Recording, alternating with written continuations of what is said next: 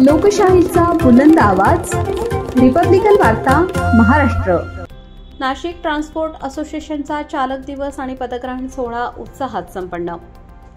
याबाबत सविस्तर माहिती अशी की भारताच्या ट्रान्सपोर्ट उद्योगात महत्त्वाचा वाटा उचलणाऱ्या नाशिक ट्रान्सपोर्ट असोसिएशन नाशिकच्या वतीने चालक दिवस व पदग्रहण सोहळा जत्रा हॉटेल, मुंबई आग्रा रोड, आडगाव, नाशिक येथे मोठ्या उत्साहात पार पडला। चालक तर मालक ही संकल्पना पुढे नेत असोसिएशनच्या वतीने नाशिक जिल्हा तसेच जिल्ह्याबाहेरील चारचाकी वाहन चालकांचा सन्मान करण्यात आला। विशेष म्हणजे आपल्या कुटुंबाला हातभार लावण्यासाठी चारचाकी वाहन चालवणाऱ्या महिला चालकांना विशेष पुरस्कार देऊन गौरवण्यात आले। तसेच सहभागी प्रत्येक चालकाला सन्मान चिन्ह व बक्षिसे प्रदान करण्यात आली। या सोहळ्यात सर्व चालक मालक बांधवांसाठी सुरुची जेवणाची मेजवानीही ठेवण्यात आली होती। या कार्यक्रमाला ऑल इंडिया मोटर ट्रान्सपोर्टचे राष्ट्रीय अध्यक्ष डॉक्टर हरीश सबरवाल, महामार्ग पोलीस उपाधीक्षक श्रीमती कुमुद कदम, AIMTCचे वेस्ट झोन उपाध्यक्ष जितेंद्र सांगवी, माजी उपाध्यक्ष विजय कालरा, MSCCIचे संतोष मंडलेचा, BJTAचे सुरेश खोसला यांच्यासह नाशिक जिल्ह्यातील अनेक सामाजिक व राजकीय मान्यवर मोठ्या संख्येने उपस्थित होते। कार्यक्रमाच्या औचित्याने असोसिएशनतर्फे पंतप्रधान नरेंद्र मोदी यांच्या वाढदिवसानिमित्त केक कापून जल्लोष साजरा करण्यात आला। हा कार्यक्रम यशस्वी करण्यासाठी अध्यक्ष विनोद शर्मा, कार्यकारी अध्यक्ष अमन चौधरी, संस्थापक अध्यक्ष अंजू सिंगल, महासचिव अनिल कौशिक, संजय महाराणा, चालक दिवस अध्यक्ष Amol Shelke, event management committee chairman Rajesh Yuvraj Pawar तसेच असोसिएशनची सल्लागार समिती, प्रबंध व्यवस्थापक समिती व कार्यकारी समिती यांनी परिश्रम घेतले। या भव्य मेळाव्याला महाराष्ट्रातील असंख्य चालक मालक बंधू भगिनींचा उत्स्फूर्त प्रतिसाद मिळाला। राष्ट्रीय अध्यक्ष all India motor transport Congress आज नासिक ट्रांसपोर्ट एसोसिएशन के इस ड्राइवर्स डे के समारोह टीम ने आज शपथ समारोह दिया, उसमें शामिल होने का मौका मिला और आप लोगों से रूबरू हो रहे हैं और आपके चैनल के माध्यम से सरकार को एक बार पुनः अपील करते हैं कि हमारी चार जो मुख्य डिमांड्स जिनको हमने नेशनल एजेंडा में टॉप प्रायोरिटी पे लिया इस वर्ष, उसमें सर्वप्रथम जो बॉर्डर्स अबॉलिश करने की हमारी बात चल रही है, उसमें सरकार, केंद्र सरकार और राज्य सरकारों में निवेदन है हमारा कि बॉर्डर अबॉलिश किए जाए। अब इनकी आवश्यकता नहीं है। जब पुरानी तकनीक थी, जब हमारे पास कंप्यूटर नहीं थे, हाथों में मशीन चेक करने वाले यंत्र नहीं थे, परिवहन जैसी NIC की व्यवस्था नहीं थी, तब इन सबकी जरूरत थी। आज RTO या इंस्पेक्टर या कोई भी व्यवस्था एनफोर्समेंट सड़क पे खड़े होकर अपने यंत्र में सारी चीजें देख सकती है।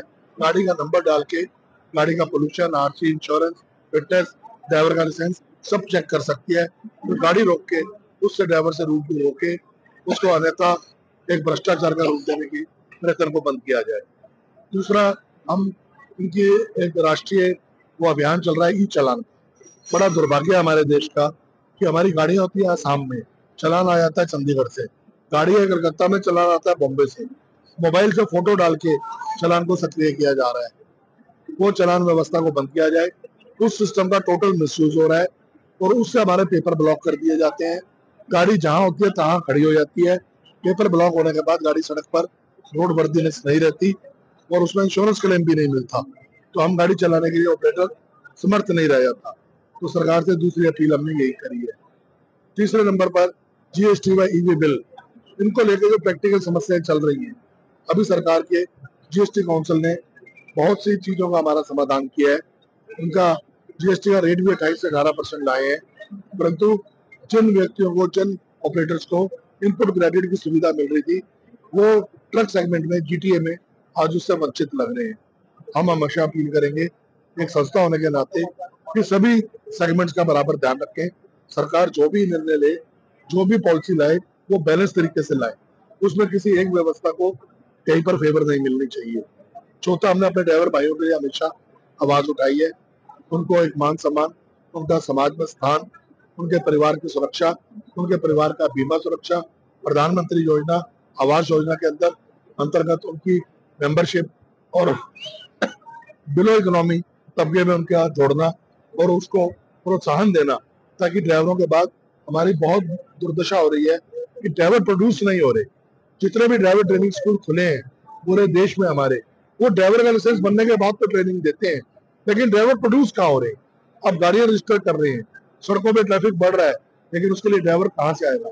माफ करना, पूरे देश में किसी भी राज्य सरकार ने आज तक किसी ITI में ये कोर्स नहीं डाला किसी स्कूल में ये ट्रेनिंग स्कूल नहीं बनाया जहां पर ड्राइवर उत्पन्न किए जा सके, प्रोड्यूस किए जा सके, जो आज हमारे देश की एक बहुत प्रमुख मांग है कि जितनी गाड़ियां आप रजिस्टर कर रहे हो उसके मुताबिक उसके प्रोपोर्शनेट आप ड्राइवर भी प्रोड्यूस करो।